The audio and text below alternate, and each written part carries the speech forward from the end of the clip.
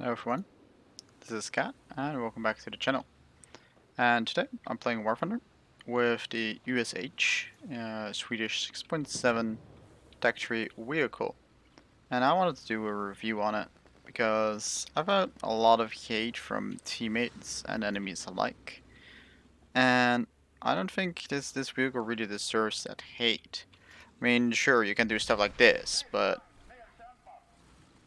doesn't always mean that you're gonna have a jolly good time every single match you play with it. So that's a bad shot. That's issue number one for this thing. Shoot too close to yourself and you'll blow up your own barrel. You can lose ammunition if they shoot it. There's very low chance in actually dying to an ammunition detonation with this thing, thank god, but still, you can lose ammunition if they shoot it. And this thing is versus very low ammunition. So, for the people that have been living on at least a partial rock, or an entire rock, whatever your preference is. This is one of the new vehicles added in the Vikings update, or Viking Fury update. And it's a little armored car, again at 6.7 battle rating, tier 4 vehicle in the Swedish stack tree. And it has two 87mm rocket launchers. And those rocket launchers are really fast firing. And let's see if I can actually get a hit on this dude. Doesn't look like I can. And to clear there, I'm just loosely clicking one shot at a time there. I can fire much faster with this thing than I'm actually doing right now. I can fire 2.5 shots per second per weapon, leading to a total rate of fire of 5 rounds in total per second. But that's like the good part about this thing. The only other good part about this thing is that it has a pretty good transmission, which allows it to have a pretty good top speed if it can accelerate it to that speed, because, well, off-road, it's about as fast as a Doom Turtle, to be honest. It's really not fast, like even heavy tanks like the Tiger 2 or T-29, God forbid a 229, that one is an absolute hell if you have to fight against it with this vehicle. Like, they will just outspeed you, and you're gonna do nothing about it except for getting on roads like here. And I have to say, this is actually live commentary, guys. This is just really perfect timing. Can't really explain it any other way. So there's a Tiger 2. Let's see if we can take him out. I really hope I will not be spotted by him. He might hear my engine noise though. And he does. And then you die. This is about the play cycle for a USH, which by the way I renamed to my Halifax Meatball. So that's not normally in the game for you guys. So in terms of unarmaments, this thing has, again, the double 81mm rocket tubes. It has two ammunition types. One pretty useless 33mm armor penetration HE shell, which you can just leave be forever. Like, there's no use in that projectile at all. But you do have a 330mm heat rocket. And oh boy, those do punch through pretty much anything at 6.7 BR, including a Tiger 2's frontal plate, upper front plate. Doesn't matter, you're gonna go through it. The only thing you really can't go through are IS-4s and Mouses. Those are the only two types of tanks that you're gonna have issues with going through. So here you can see actually me using the mobility pretty well. Like downhill, it goes pretty nice.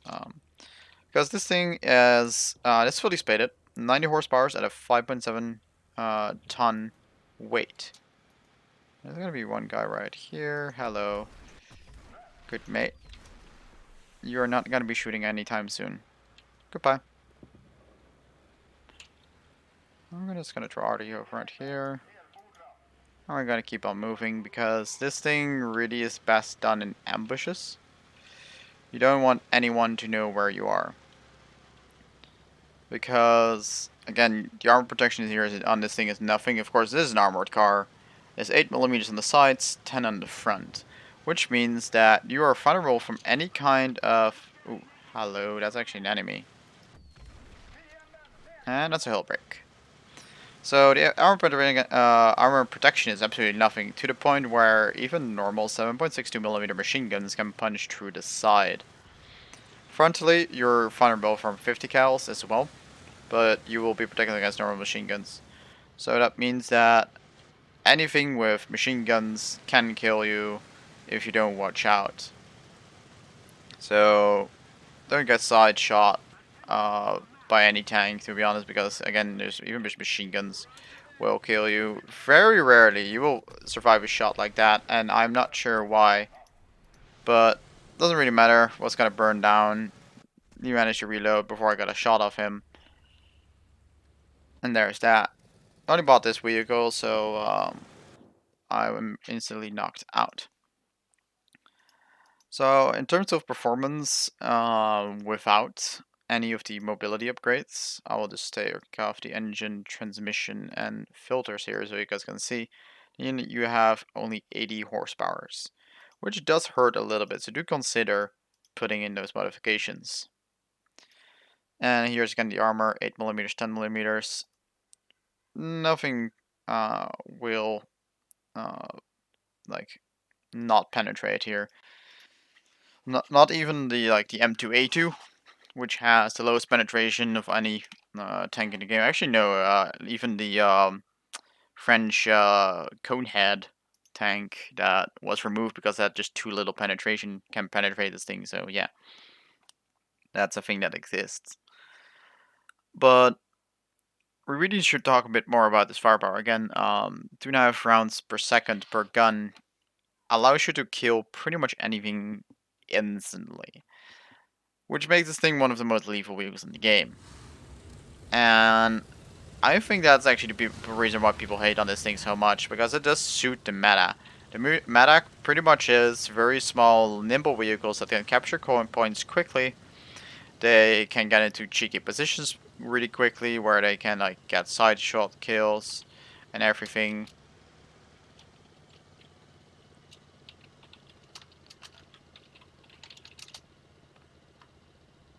And there you can see one guy kind of hating on the vehicle. So yeah, back to the meta talk. The meta currently is just fast vehicles that can ambush really well. And there's no real downside to this vehicle if you prepare it really carefully, because you're very unlikely to get hit. But if you do play it like me, which is like a headless chicken, do expect to die reasonably often. I have a kill death ratio about 1.5 average. And yeah, it's not the greatest. It's definitely not perfect. But it is a hell of a lot of fun. Hill breaks, I have to say, are really easy with this thing. This thing can ricochet off the side of a target and still get a hull break kill. Just to give you guys a bit of an indicator of how powerful this thing actually is. But with such powers do come, again, other than of course the armor, do come some issues. For example, little blockades like this, you just can't really go through them.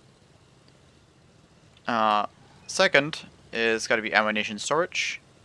You only have 18 rounds in total. So do use your ammunition wisely.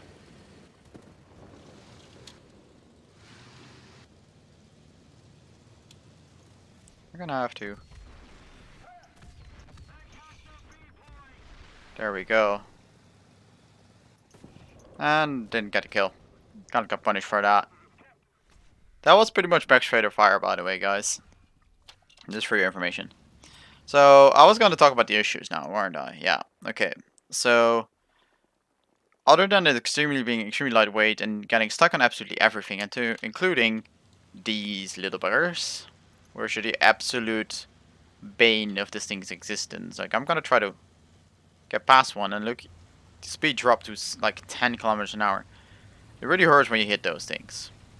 Second is this thing is supposedly four-wheel drive, but currently it's only front-wheel drive as far as I understand, which leads to one really weird issue.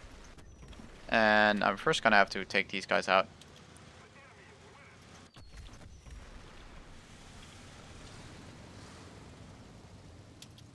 Oh, that guy was still alive. I want you dead, mate. And I guess I'm not allowed to. T-29s. If you want to be not bothered by these things, go grab a T-29. Don't take too much ammunition, and you'll be perfectly fine. Because you have literally like no really good way of one-shotting those things with this thing. But I really want to show off the second issue, and actually I'm gonna go into, well, guess I'm not. I want to go into dress dive to show you guys, but I guess I'm gonna show you guys it in an abandoned factory match. So the issue with it being like four-wheel drive only instead of four-wheel drive is that during braking you are literally prohibited from steering. Like the steering locks up, and generally this means that if you like are going into a corner at really high speeds, you try to brake to slow down for the corner, you're just gonna hit a wall. What you have to do to prevent that is brake very much ahead of time, release the brakes, and then just tap your throttle button, going back forward, or just hold it back down, whatever you want, and take the corner that way. I'm gonna go accelerate right now into this corner, and I'm going to try to steer now while braking. And here, as soon as I tap W right there, you can see you can actually the steering unlocks. Cause like you're gonna get stuck in the steering until you stand still. That's how bad it is. Like if you brake, you can't steer, but as soon as you tap forward, you can steer again. So do keep that very much in mind. This thing, if you want to corner with it, either brake very much beforehand or just YOLO it in high speeds. With that, we're gonna do this one more match, and then we're gonna call it a day for this video.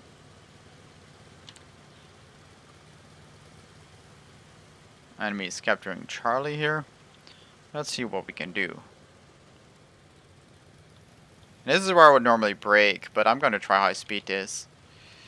Because I wanna get right in front of them. Like that. Just so that I can't shoot me in time.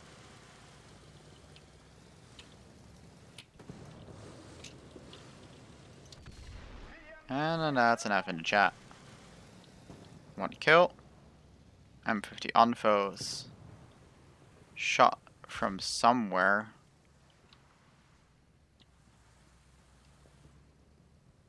Wait there. Hello. Goodbye. Next enemy.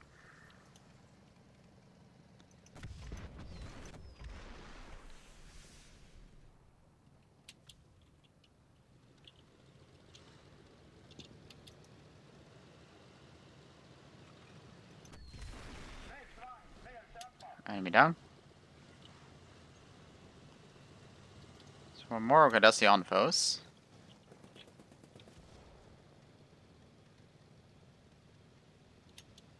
Might hop out here.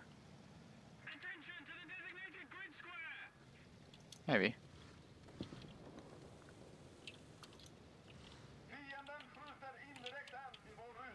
I'll drop RD, I'm in. That's something this thing does have, RD. It doesn't have any scouting capabilities or something like what you would expect with any other armored car. And here we go.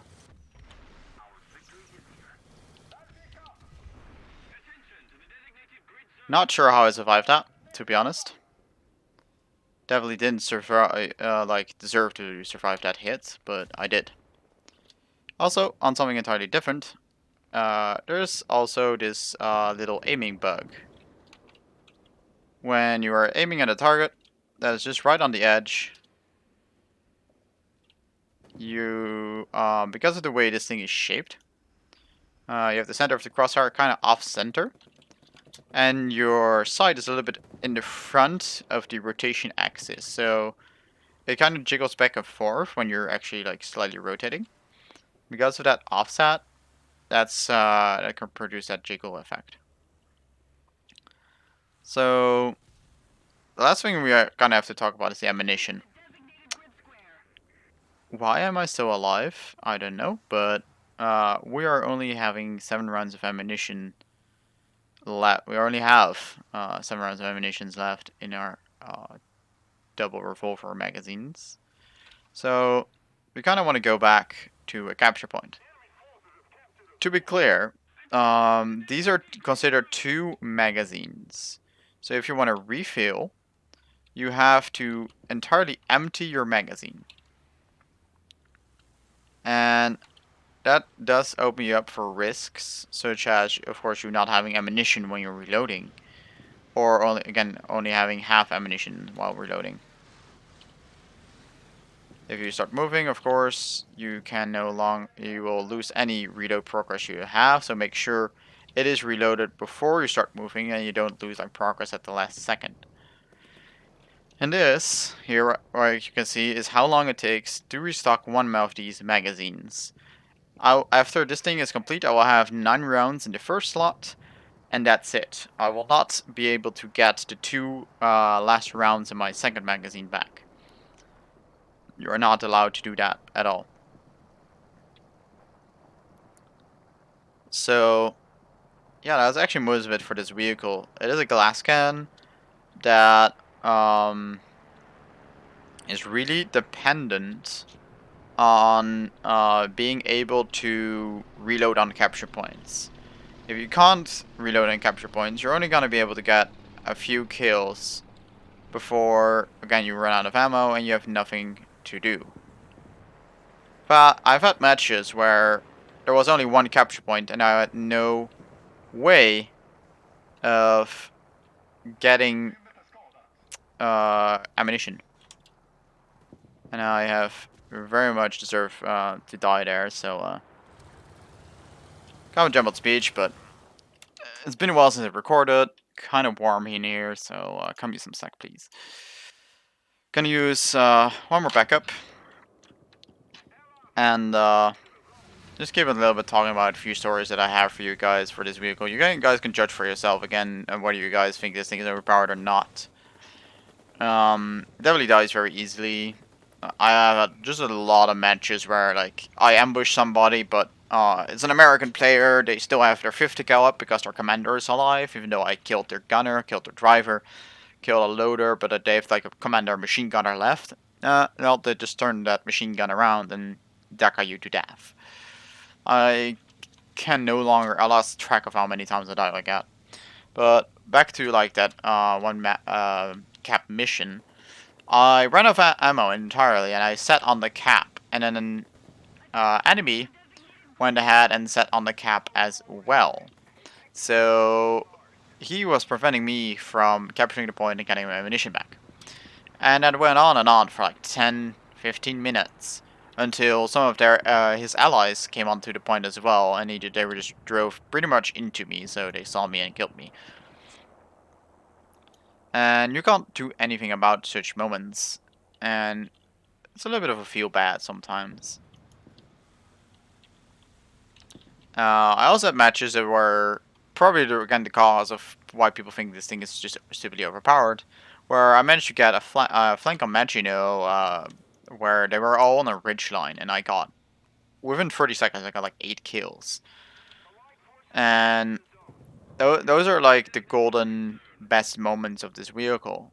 Don't mistake that for like a thing that they can do with regularity, because that only happened because none of the 8 players actually watched their flank. They were all facing forwards. And of course, if you're only facing forward, you're basically begging to get flanked.